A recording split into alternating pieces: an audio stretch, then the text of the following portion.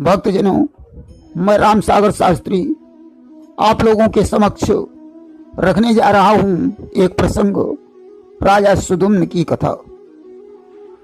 देखिए, विवस्वान की संज्ञा नाम की पत्नी से श्राद्ध देव मनु की उत्पत्ति हुई। श्राद्ध देव मनु का विवाह श्रद्धा के साथ हुआ, जिनसे 10 पुत्रों का जन्म हुआ। पहले श्राद्ध देव मनु निसंतान थे। जब इनके यहां कोई संतान नहीं हुई तो बड़ा दुखी रहने लगे। एक दिन उदास मुद्रा में बैठे हुए थे, उसी समय वशिष्ठ जी आ गए। श्राद्ध देव मनु ने उन्हें प्रणाम किया। वशिष्ठ जी ने आशीर्वाद देकर पूछा, राजन, आज तुम्हारे मुखमंडल पर उदासीनता के चिन्ह क्यों दिखाई दे रहे हैं? तुम्हारी चिंता का क्या कारण है? श्राद्ध देव मनु ने कहा, मुनिवर, मेरे कोई संतान नहीं है, मैं निसंतान हूं, अतः संतान के लिए कोई उपाय बताइए। वशिष्ठ जी ने कहा, राजन, संतान के लिए तुम्हें मित्रा वरुण का यज्ञ करवाना पड़ेगा। आज तो शुभ दिन और शुभ मुहूर्त में यज्ञ मंडल की रचना हुई। यज्ञ करने के लिए ब्राह्मणों को बुलाया गया। वशिष्ठ जी की सम्मति से यज्ञ की सारी तैयारी हो गई, परंतु राजा और रानी ने अपनी सलाह नहीं कर पाई कि यज्ञ से बेटा उत्पन्न कराया जाए या बेटी। व्यास जी लिखते हैं कि तत्र श्रद्धा मनोह पत्नी होतारम समयाचत द्वित्रर्थ मुपागम्य प्रणिपत्य पयो व्रता। रानी ने यज्ञ के होता के पास जाकर प्रणाम करके कहा, दुजिवर, मुझे पुत्र नहीं कन्या चाहिए। कि रानी ने कहा ब्राह्मणों से वह यज्ञ विधान रचा जाए, जिसके द्वारा मेरे घर में सुंदर सुकुमारी प्रगटाए। इसलिए ब्राह्मणों ने वही किया जैसा रानी का विचार था। आज तो उस महायज्ञ के द्वारा इला नाम की कन्या का जन्म हो गया। कि इसलिए दुजों ने किया वही जो था विचार महातारी का, उस महायज्ञ के कारण ही हो गया जन्म सुकुमारी का। कन्या को देखकर राजा ने वशिष्ठ जी से कहा कि भगवन किमिदं जातम कर्म वो ब्रह्मवादिनाम विपर्ययी मोहो कष्टमेवं शाद ब्रह्म विक्रिया। भगवान, आप तो ब्रह्मवादी हैं, फिर यह विपरीत फल कैसे हो गया? वैदिक कर्म का विपरीत फल नहीं होना चाहिए। क्या मंत्रों में कोई कमी आई जो पुत्र के बजाय पुत्री का जन्म हो गया? वशिष्ठ जी ने कहा, राजन, मंत्रों में कोई कमी नहीं आई, बल्कि तुम्हारी रानी की इच्छा थी कि एक कन्या का जन्म हो जाए तो अच्छा रहेगा, इसलिए रानी की इच्छा के अनुसार पुत्री का जन्म हुआ है। राजा ने कहा, मुनिवर, मैं बेटी और बेटे में कोई अंतर नहीं समझता हूं। पुत्री होने की तो मुझे दूनी खुशी है, परंतु प्रभु, आगे चलकर हमारे राज सिंहासन को कौन संभालेगा? मुझे चिंता सिर्फ इस बात की है कि भूप ने कहा, श्री महाराज, बेटी का फल तो दूना है, पर दया धाम इतने पर भी प्रभु का सिंहासन सूना है। इसलिए मुनिवर, आपसे मेरी प्रार्थना है, या तो इस कन्या के अतिरिक्त एक पुत्र उत्पन्न करें, या तो इस कन्या को ही पुत्र बना दीजिए। इसलिए विनय है बार बार, हे वरदायक इच्छा भर दो, या तो दूसरा कुंवर दे दो या बेटी से बेटा कर दो।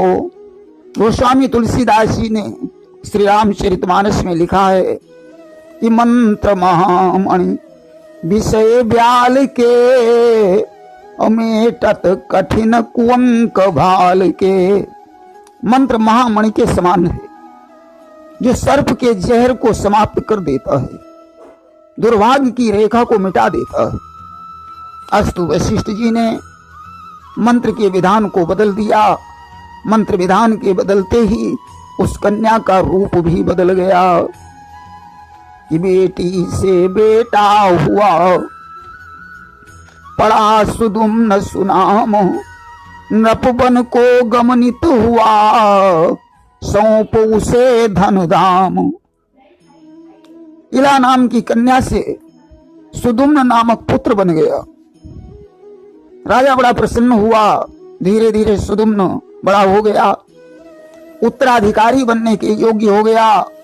उस समय श्राद्ध देव मनु ने सुदुम्न को राज सिंहासन दे दिया और पत्नी समेत जंगल में तपस्या करने के लिए चले गए। अब सुदुम्न राजकाज देखने लगा। व्यास जी लिखते हैं, इस एकदा महाराज विचरण मृगयाम बने, व्रता कतिपया माते रसमारूह संधवम। एक बार राजा सुदुम्न घोड़े पर सवार होकर कुछ मंत्रियों के साथ शिकार खेलने के लिए जंगल को गया। शिकार खेलते खेलते राजा अंबिका वन में पहुंच गया।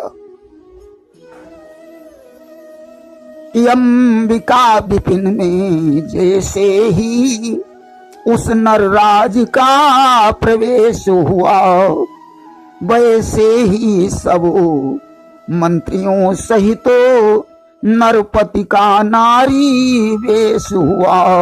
राजा ज्यों ही अंबिका वन में पहुंचा, नर से नारी बन गया, उसका घोड़ा घोड़ी बन गया, उसके सभी मंत्री स्त्री बन गए। देखिए, अंबिका वन को भगवान शंकर ने श्राप दे दिया था कि जो पुरुष इस वन में आएगा वह नर से नारी बन जाएगा। इसका कारण यह था कि एक बार भगवान शंकर अंबिका वन में गौरी जी के सहित विहार कर रहे थे। उसी समय वहां सनकादि ऋषि आ गए। उन्हें देखकर गौरी जी को लज्जित होना पड़ा। तदिदम भगवानाह प्रियायाः प्रिय काम्यया स्थानम या प्रविशेदे तत् सबई योषिद भवेदिति। अतः भगवान शंकर ने इस वन को निर्विघ्न विहार करने के योग्य बनाने के लिए श्राप दे दिया कि आज से जो इस वन में आएगा वह स्त्री बन जाएगा। अस्तु सुदुम्न को इस श्राप का पता नहीं था। वह इस वन में पहुंचकर स्त्री बन गया। घोड़ा घोड़ी और साथी स्त्री बन गए। अब तो मंत्रियों सहित सुदुम्न लज्जा में डूब गया। सोचने लगा स्त्री बनकर लौटना ठीक नहीं होगा, इससे तो अच्छा है इसी वन में कहीं चल फिर कर अपना प्राणांत कर दिया जाए। कि सोचा सुदुम्न ने मन ही मन, क्या मुंह लेकर घर जाऊं मैं, अच्छा होगा कुछ इसी जगह चल फिर कर ही मर जाऊं मैं। सुदुम्न इस होनी पर रो रहा था, परंतु अभी कुछ और होने वाला था, इस बात को नहीं जानता था। सत्य ही कहा गया है कि होनी पर किसका जोर चलता है, कि किसकी कहां चली है भाभी के सामने। भाभी भी झुक गई है भाभी के सामने। कि होनहार हो कर रहे सके इसे को मेट, आगे चल कर हो गई बुद्ध देव से भेंट। अंबिका वन से जुड़ा हुआ महात्मा बुद्ध का आश्रम था। इसने बुद्ध को देखा, बुद्ध ने इसे देखा, दोनों एक दूसरे पर मोहित हो गए। कि एक की एक पर नजर पड़ी, एक पर एक बलिहार हुए, उस नारी रूप नरेश्वर के, बुधदेव वहीं भरतार हुए। अस्तु नारी रूप सुदुम्न का विवाह बुधदेव के साथ हो गया। दोनों उस आश्रम में विहार करने लगे। व्यास जी लिखते हैं कि सतश्याम जनयामास पुरूरव समात्मजम। अस्तु सुदुम्न के गर्भ से पुरूरवा नामक पुत्र उत्पन्न हुआ कि रखा वहीं सुदुम्न ने गुरु वशिष्ठ का ध्यान, प्रकट हुए तत्काल ही मुनिवर ज्ञान निधान। सुदुम्न ने गुरु वशिष्ठ का ध्यान किया। आज वशिष्ठ जी प्रकट हो गए। सुदुम्न ने गुरु जी के चरणों में अपना मस्तक रख दिया और जोर जोर से रोने लगा कि अर्थात जता या दुखिया ने, हे दया धाम फिर दया करो, जो पहले चरित रचाया था वह चमत्कार फिर नया करो। अर्थात सुदुम्न ने मन ही मन निवेदन किया, गुरु जी पहले तुमने मुझे कन्या से पुत्र बनाया, आज फिर मैं पुत्री बन गया हूं, अब कोई नया चमत्कार करके मुझे फिर से पुरुष बना दो। गुरु जी सुदुम्न की भावना को समझ गए। आज उन्होंने जगत जननी जगदम्बा माता गौरी का ध्यान किया कि अंतर्यामी ने किया गौरी जी का ध्यान, प्रकट हुई तत्काल ही जगदम्बा सुखदानी। माता गौरी प्रकट हो गई। वशिष्ठ जी ने कहा, माता यह सुदुम्न मेरा सेवक है, इसके ऊपर कृपा करो, मैं इसे फिर से पुरुष रूप में देखना चाहता हूं। गौरी बोली, साप में है स्वामी का नाम, पत्नी कर सकती नहीं पति से बढ़कर काम। गौरी ने कहा, वशिष्ठ जी इस वन को साप मैंने नहीं स्वामी ने दिया है, आज तो मैं उनके साप को कैसे मिटा सकती हूं, इसलिए आपको भगवान शंकर से याचना करनी पड़ेगी, वही साप को मिटा सकते हैं। आज वशिष्ठ जी ने भगवान शंकर की प्रार्थना की कि मंदार माला कुलिताल काय, कपाल मालांकित शेखराय, दिव्यंबराय दिगंबराय नमः शिवाय, ओम नमः शिवाय। भगवान शंकर प्रकट हो गए।